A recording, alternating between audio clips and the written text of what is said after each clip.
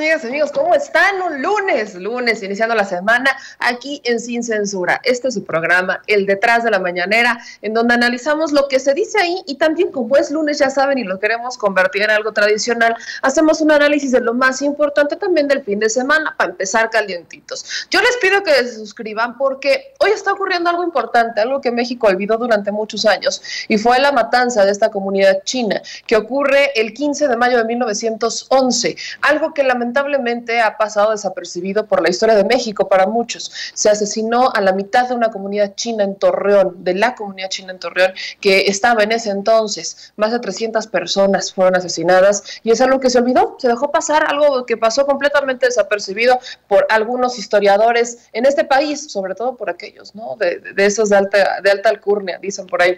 Pero vamos a enlazarnos en muy directo a esta petición de perdón que hace el presidente Andrés Manuel López Obrador, que en este momento está él en el discurso. Él está hablando sobre estos acontecimientos y creo que es importante porque nos ayuda a recordar algo que durante años se olvidó. Así que vamos a ver, escuchar al presidente López Obrador.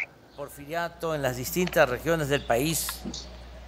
El crecimiento económico no significó justicia social.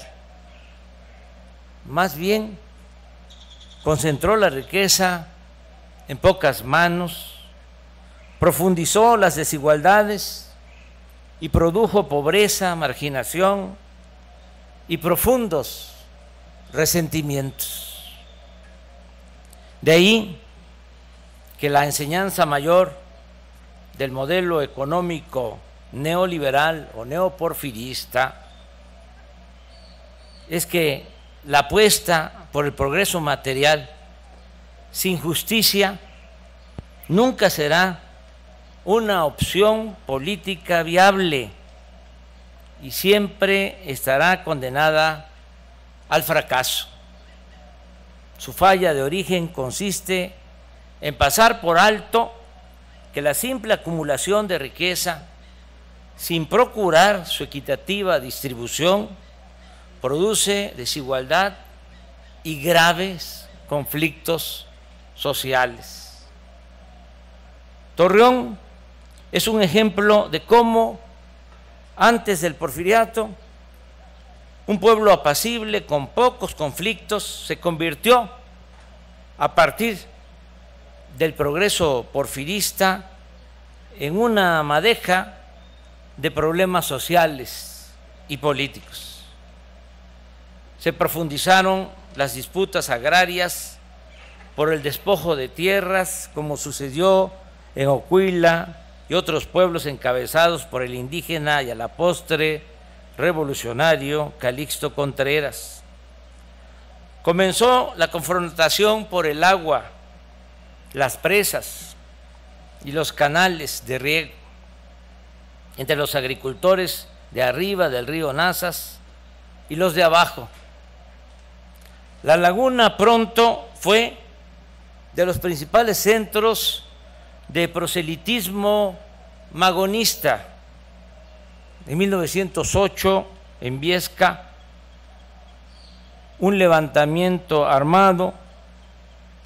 se produjo un levantamiento armado en contra de Porfirio Díaz y a consecuencia de esa insurrección fueron aprehendidos y llevados a la terrible cárcel de San Juan de Ulúa, Veracruz, los cabecillas, como se llamaba antes a los líderes de la oposición.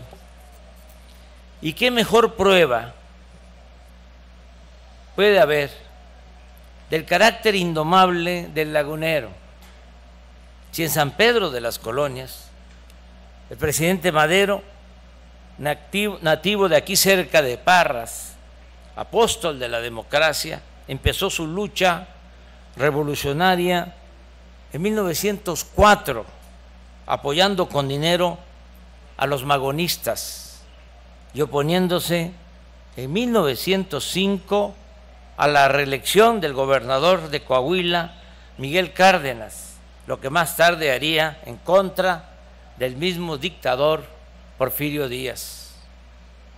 No olvidemos que en su hacienda de San Pedro de las Colonias, Madero le dio trabajo a los huelguistas textileros de Puebla y Veracruz, antes de que estos fueran brutalmente reprimidos en Río Blanco en 1907.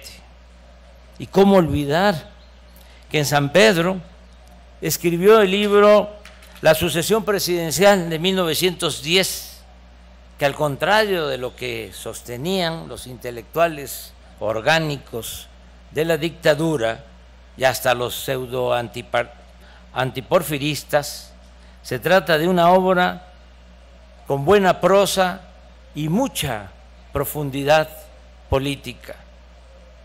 Pues bien, en medio de esta efervescente realidad marcada por la polarización clasista y racista, tuvo lugar el llamado pequeño exterminio que causó la muerte a 303 chinos-mexicanos de Torreón en los aciagos días del 13, 14 y 15 de mayo de 1911. Sobre las causas y cómo sucedieron estos terribles y lamentables hechos, considero que el testimonio con más rigor histórico y literario es el que ofrece el escritor Julián Herber en su libro La casa del dolor ajeno. Allí se narra que luego de una de tantas crisis en China de la época, muchos de sus habitantes se vieron obligados a emigrar, primero a Estados Unidos, atraídos por la fiebre del oro en California y por la construcción del ferrocarril. Luego que se les impidió el ingreso a ese país, a Estados Unidos, buscaron trabajo y refugio en otras partes del mundo, incluido México. El racismo que han padecido por siglos los habitantes de China es igual o peor que el que han sufrido indígenas, mexicanos o africanos. Baste recordar que hasta 1968 una persona de cultura oriental, en especial de origen chino, no podía casarse en California con una mujer blanca. Y por mujer blanca, la ley entendía mujer occidental. Lo irónico es que exclusivamente frente a los chinos, este vago concepto consideraba mujeres blancas afroamericanas, a indias y a mestizas. La discriminación se sustentaba en lo más vil y ofensivo. Se repetía que los chinos eran sucios, incultos, arrogantes, individualistas y que carecían hasta de sentido del humor. Y estas estupideces se trasladaron a México, donde a la exclusión y al maltrato se le añadió el exterminio. Da tristeza que incluso en el mejor plan que se ha escrito en México, el plan liberal de 1906 de los magonistas, existe un párrafo vergonzoso que mancha la memoria, la congruencia y la honestidad de estos dirigentes. En ese texto se lee, cito: la prohibición de la inmigración china es, ante todo, una medida de protección a los trabajadores de otras nacionalidades, principalmente a los mexicanos. El chino, dispuesto por lo general a trabajar con el más bajo salario, sumiso, mezquino en aspiraciones, es un gran obstáculo para la prosperidad de otros trabajadores. Esto explica que revolucionarios y reaccionarios coincidieran en los procedimientos más crueles e inhumanos en contra de la comunidad china de México. Desde 1911 quedó demostrado que en tiempos de revolución o guerra los excesos no provienen de una sola ideología. Aquí en Torreón, el odio y las atrocidades, por ejemplo, de los amarillos, como se conocía a los defensores de Porfirio Díaz, no distaba mucho de las barbaridades de los revolucionarios, maderistas, carrancistas o villistas. Herbert, citando al novelista Francisco de Urquizo, afirma que los amarillos de la Laguna eran un cuerpo de rurales integrado por capataces y guardias blancas de hacendados, cuyo odio a los revolucionarios rebasaba el encono del Ejército Federal. No solo enfrentaron al enemigo, sino que lo cazaban, lo arrastraban a cabeza de silla entre nopaleras, le pegaban decenas de tiros, incluso estando muerto. Lo desmembraban, lo colgaban en los postes del telégrafo junto a las vías del tren para que aprendiera a respetar. Agregaría que este escuadrón de la muerte era igual de terrible y aplicaba prácticas parecidas a las atribuidas al Centauro del Norte y a sus dorados. Sobre estos episodios de barbarie, aún con toda la carga familiar antivillista, el libro La sangre al río de Raúl Herrera Márquez es para mí un clásico. Es como La casa del dolor ajeno, otra gran obra para comprender mejor la historia de las muchas regiones del gran mosaico social y cultural que es nuestro querido México. La lección que nos dejan estas historias es que la violencia y la guerra deben evitarse por todos los medios, por sus terribles locuras y por ocasionar las mayores desgracias a los seres humanos. En los días fatales del 13, 14 y 15 de mayo de 1911 se vivió en Torreón una gran tragedia. Los revolucionarios se prepararon con anticipación para tomar la plaza y el Ejército Federal se dispuso a defenderla a sangre y fuego. El encargado del destacamento militar porfirista fue Emiliano Lojero, que de joven combatió contra los franceses en la batalla del 5 de mayo en Puebla y que luego formó parte del tribunal de 3 jueces que condenó a la pena capital a Maximiliano de Habsburgo, entre otros méritos. Sin embargo, los revolucionarios maderistas eran más numerosos, lucharon con pasión y a ellos correspondió la pírrica victoria. Un día antes del inicio de hostilidades militares para tomar Torreón, la Sociedad de Comerciantes y Trabajadores Chinos de esta ciudad mandó a imprimir y distribuir un volante que tradujo del inglés al castellano el historiador Juan Puy. En este documento se dice: hermanos, atención, atención, esto es grave. Han ocurrido muchos sucesos injustos durante la revolución.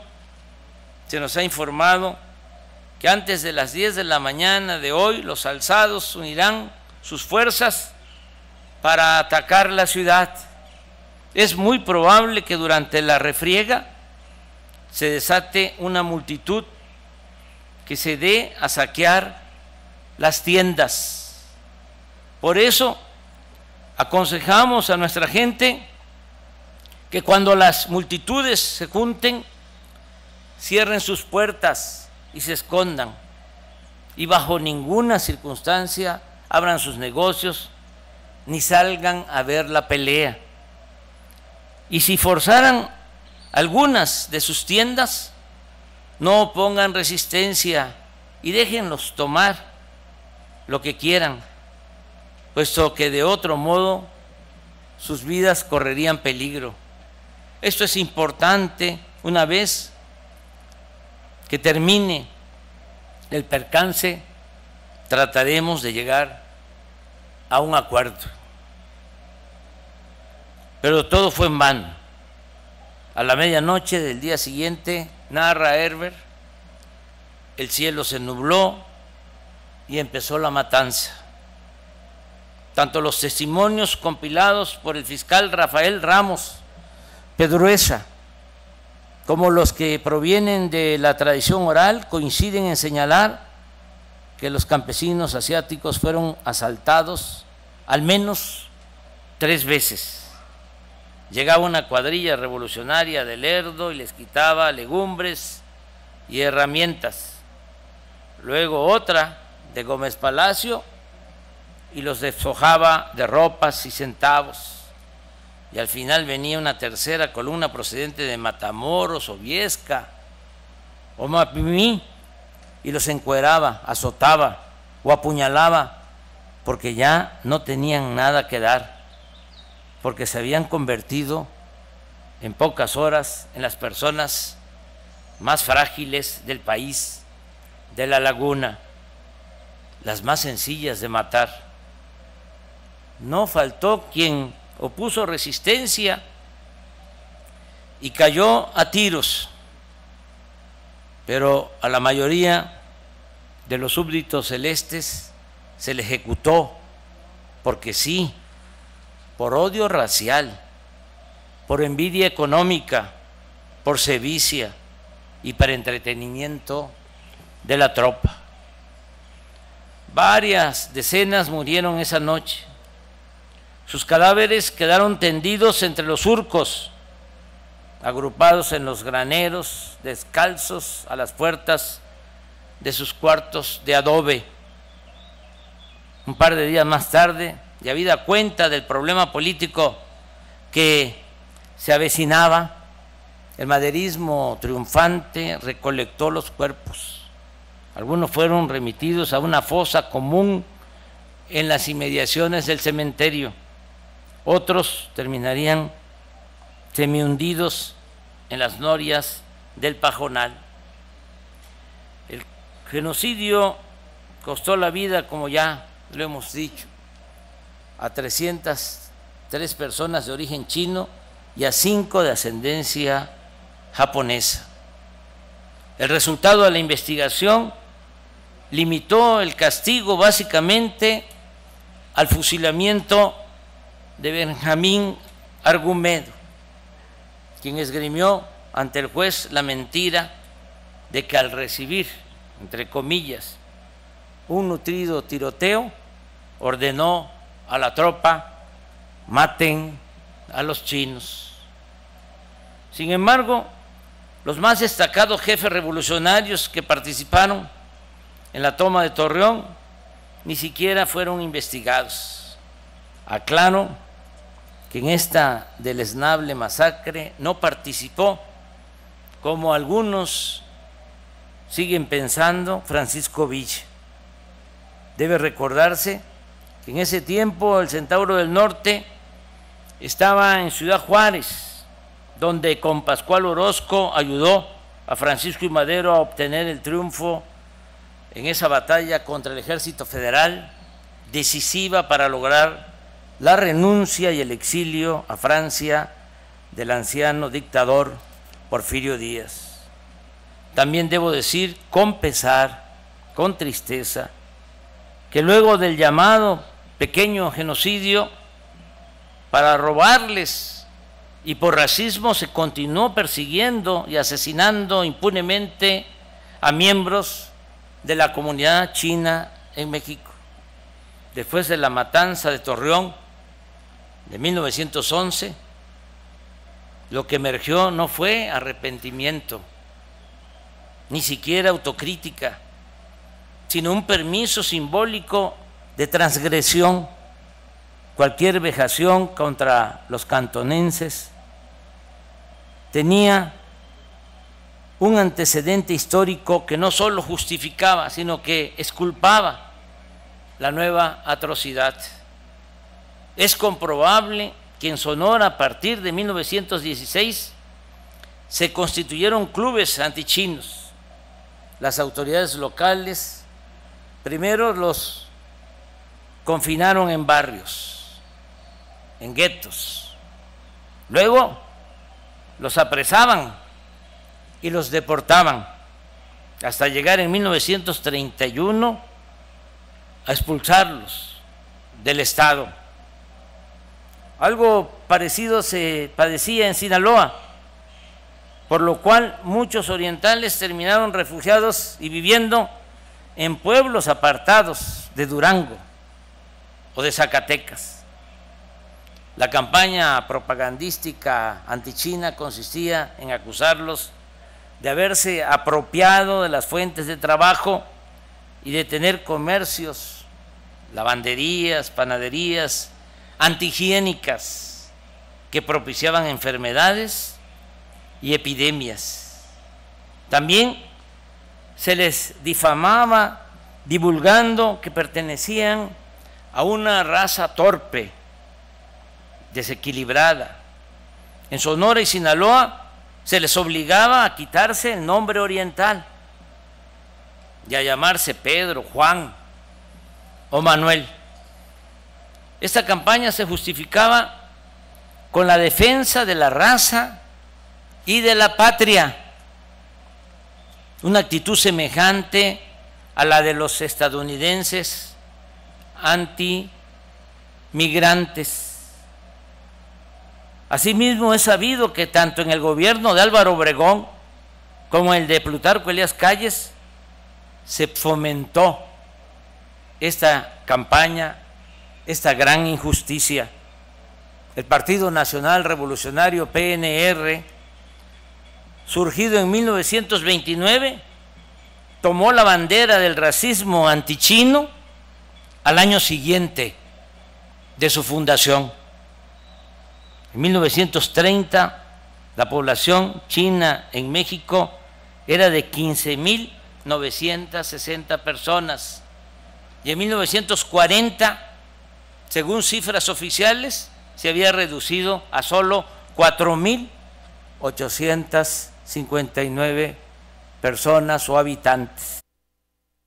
Pues eso es parte de lo que estamos viendo en este momento en el canal, obviamente, el discurso del presidente Andrés Manuel López Obrador. Y miren, rescato algunas cosas importantes. Esto que ocurre en 1911, de querer justificar la matanza a los chinos, no es tan diferente a lo que ocurre en México en el periodo 2006 a 2012 con Felipe Calderón, porque si ustedes bien recuerdan, Felipe Calderón justificaba estos asesinatos, estas ejecuciones extraoficiales, diciendo que eran porque eran delincuentes, porque eran daños colaterales, porque teníamos que salvar al pueblo, porque se necesitaba mano dura. No es tan distinto ese discurso al que se vivía en 1911.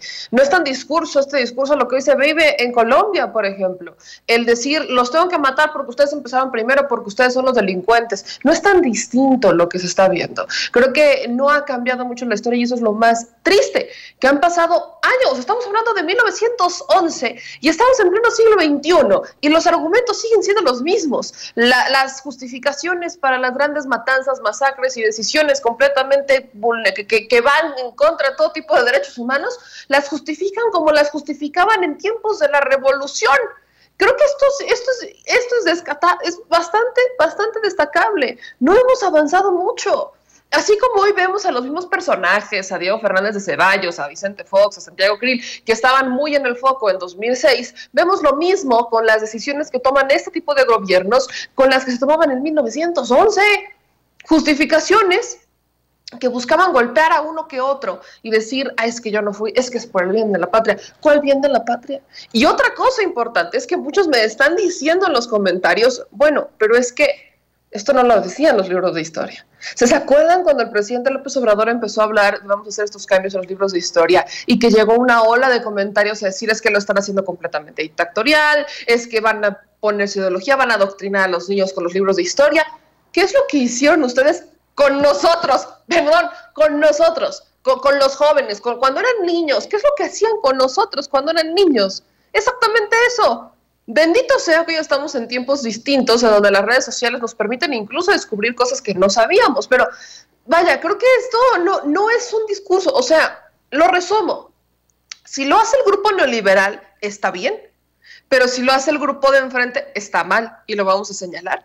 ¿De verdad vamos a ser tan hipócritas en este país? Yo creo que necesitamos mejores políticas, y por eso celebro que después de tantos años el presidente Andrés Manuel López Obrador sea el primero que haga este evento histórico de pedirle disculpas a la comunidad china, así como también, yo creo que hasta es como la gira del perdón. Así tendremos que incluso denominar a la gira del perdón, porque el presidente ya también le pidió y le pide perdón a los grupos indígenas, le pide perdón a la comunidad china. ¿A quién más hay que pedirle perdón por todos los crímenes realizados en tiempos neoliberales o en tiempos conservadores? ¿A quién más tenemos que pedirle perdón? Porque, seamos honestos, también es un ejercicio que tenemos que hacer los ciudadanos, porque esto del racismo es algo que muy pocos mexicanos quieren reconocer que existe, que alguna vez en la vida hemos sido racistas. No solamente son racistas con nosotros como mexicanos, a veces nos conviene mucho ese discurso de que es racista con nosotros. No, también tenemos que aprender a reconocer cuándo somos racistas nosotros. Así que esto es para que vayamos un poco de la mano con lo que está ocurriendo en este país y sobre todo lo que ocurre en tiempos donde todo es criticable, todo está mal y todo es cuestionable. Y amigos,